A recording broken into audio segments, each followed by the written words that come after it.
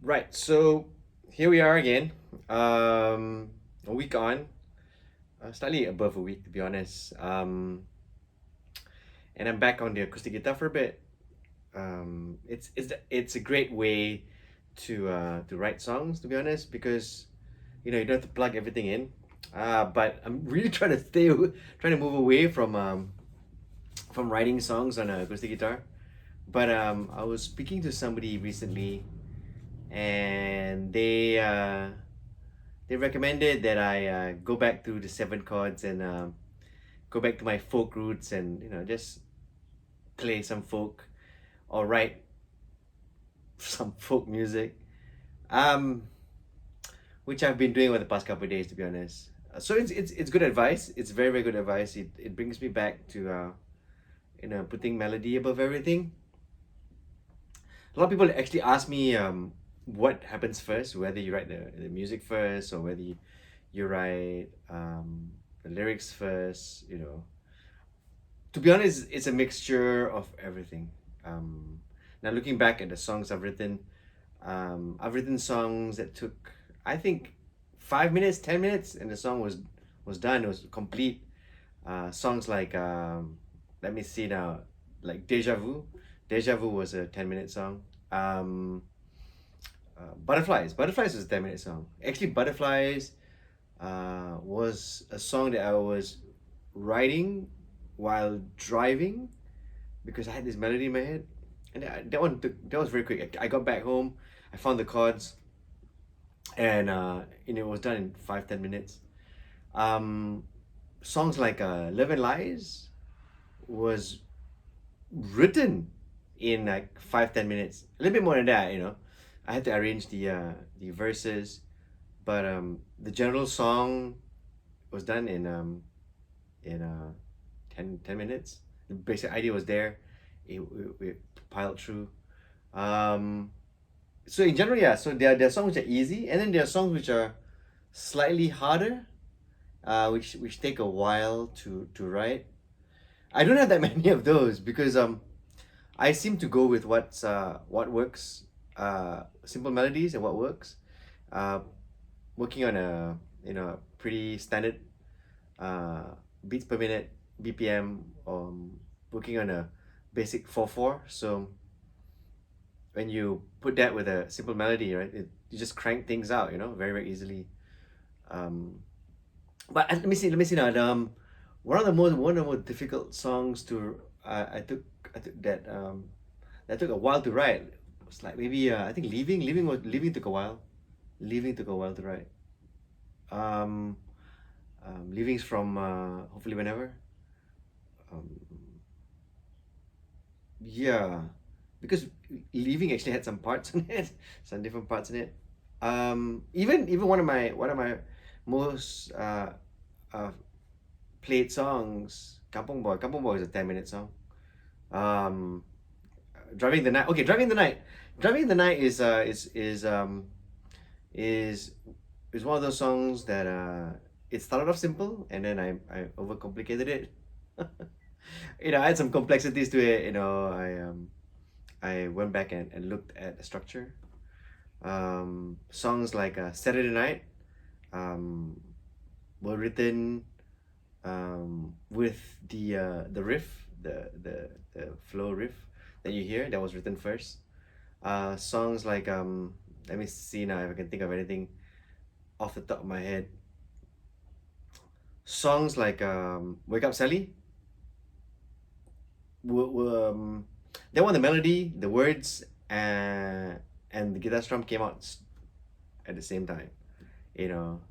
Usually, like you say, you work in a melody. You have one line, and you work with it. But Wake Up Sally had the story going.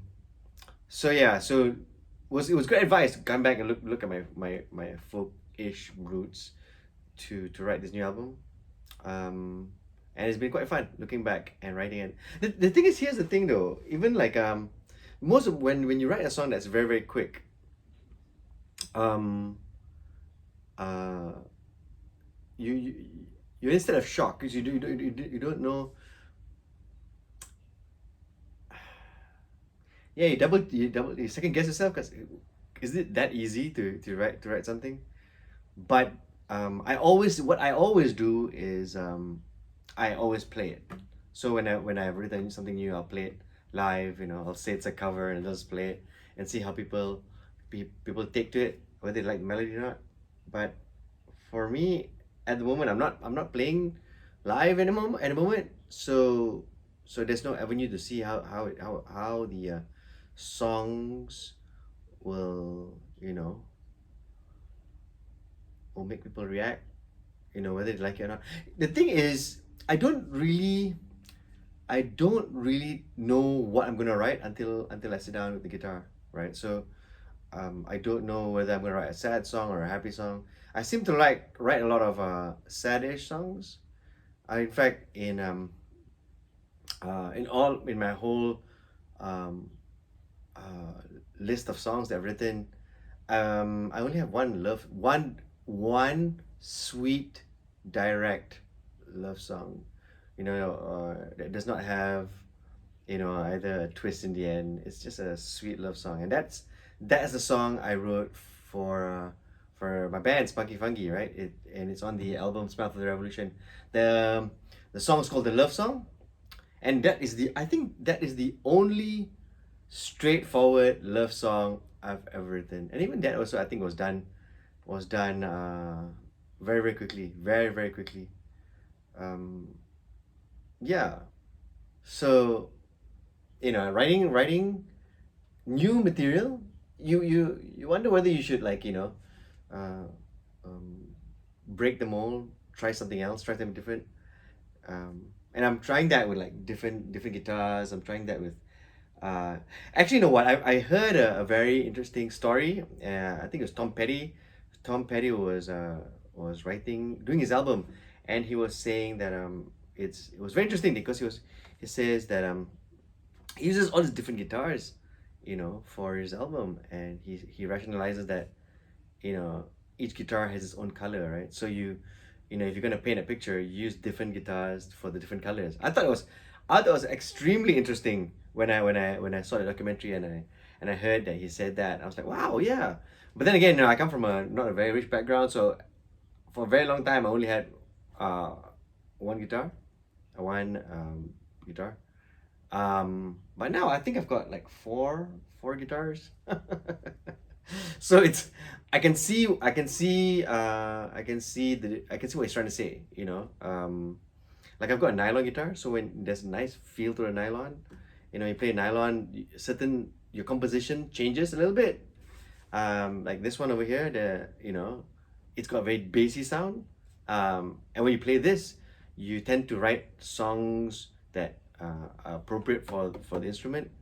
My Old Faithful, the 42200, the most the album, the guitar that's been on all the albums at the moment, the Old Faithful, that one has its own it's a very twangy mid guitar, and I noticed that when I write songs on that, it brings out songs that require that sound.